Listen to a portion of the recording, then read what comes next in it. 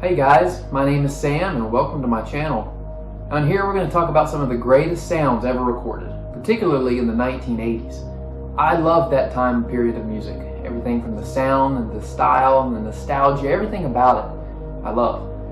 Although I wasn't able to be around during this time period, all I can do now is talk about it and relive what it was like to have lived through that time period. So that's what we're going to do on this show. So let's get started.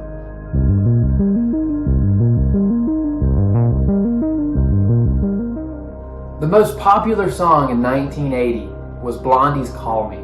Written by both Debbie Harry and Giorgio Moroder, this song rose to the charts in 1980 from about the 19th of April until the 24th of May, staying there for 6 consecutive weeks. This was their second #1 hit alongside Heart of Glass from their 1978 album Parallel Lines.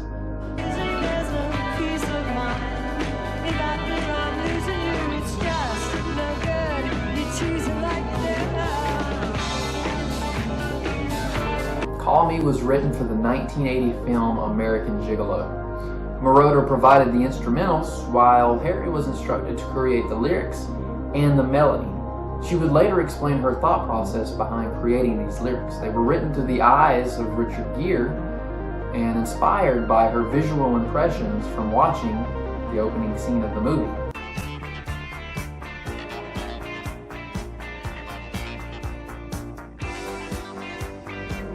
A curious what-if moment occurs here when we find out Stevie Nicks was originally requested to develop the song. However, with the chance of violating a current contract, she had to turn down the offer. And it makes you wonder how different her version would have been.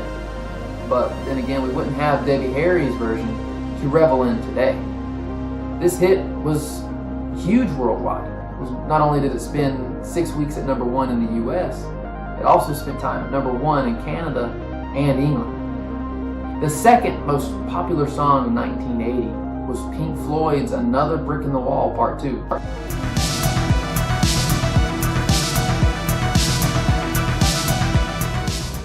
Pink Floyd has such a rich, deep, and even contentious history that I cannot find enough hours in the day to inform you guys about them.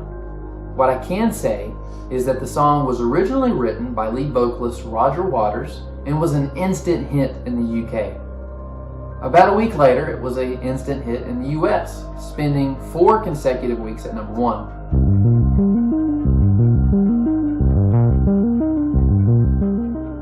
The second part of a trilogy of songs acted as a protest against rigid schoolings, particularly boarding schools. This created some negative reception among educational institutions. Even in May of 1980 in the country of South Africa, they banned the wall due to their supporting of boycotts of racial inequality in education during the apartheid.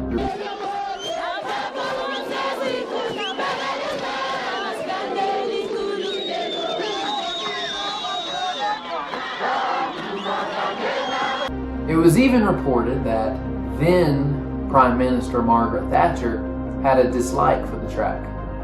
The third most popular song of 1980 was Olivia Newton-John's Magic.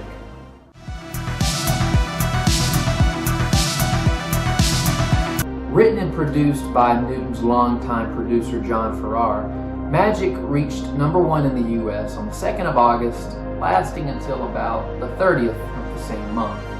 She managed to score 5 #1 hits on the US Hot 100, her most successful being 1981's Physical, which was originally asked to be done by Tina Turner, but declined the offer.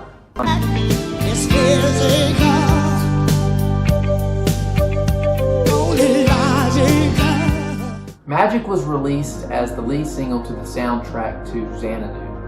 Although the movie didn't gain enough traction to be successful in its own right, the song did.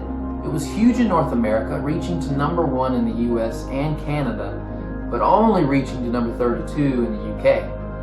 John Lennon, 3 months before his death, revealed to Newsweek magazine that the 2 songs Magic and All Over the World by ELO, also on the same soundtrack, were 2 songs that he really liked.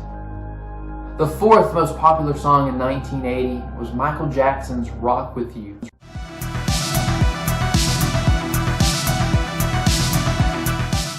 Rock With You spent 4 consecutive weeks at #1 in the US, from the 19th of January up until the 9th of February.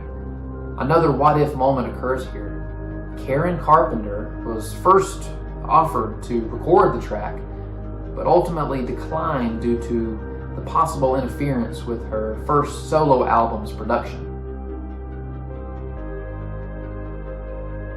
This was the second of 4 singles that were released from Off the Wall. The album would eventually become the first album from a solo artist to produce 4 top 10 US hits.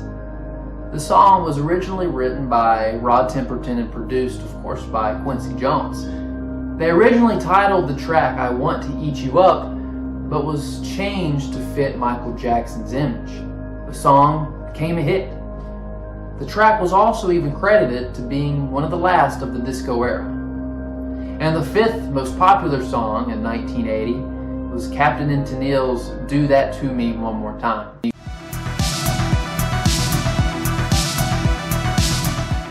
This hit only spent 1 week at #1 in the US.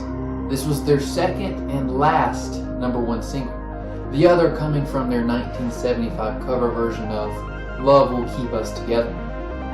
Coming from their 1979 album Make Your Move, Do That To Me One More Time was written by Tony Tennille. The band, Captain and Tennille, left their longtime label A&M in order to produce this album, was not impressed with the final version she wrote. But after presenting to Casablanca head Neil Bogart, she was quickly convinced that the song would be their first single off the album. Only 2 weeks prior, they performed the single on American Bandstand. Internationally, the song did pretty well, finishing at #1 in South Africa and Belgium. Only finished at #7 in the UK, which was their highest charting single from that country.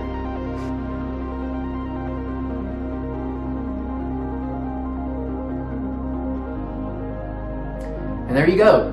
That's the top 5 most popular songs of 1980. Thanks for watching. If you want to participate in a vinyl raffle giveaway at the end of this month, visit my Patreon page to sign up. For more content, please subscribe. Comment down below if you think, say, Tina Turner's version of Physical would have been better or worse. What do you think it would have been like? Or the same applies to Karen Carpenter's version of Rock With You, or Stevie Nicks' version of Call Me.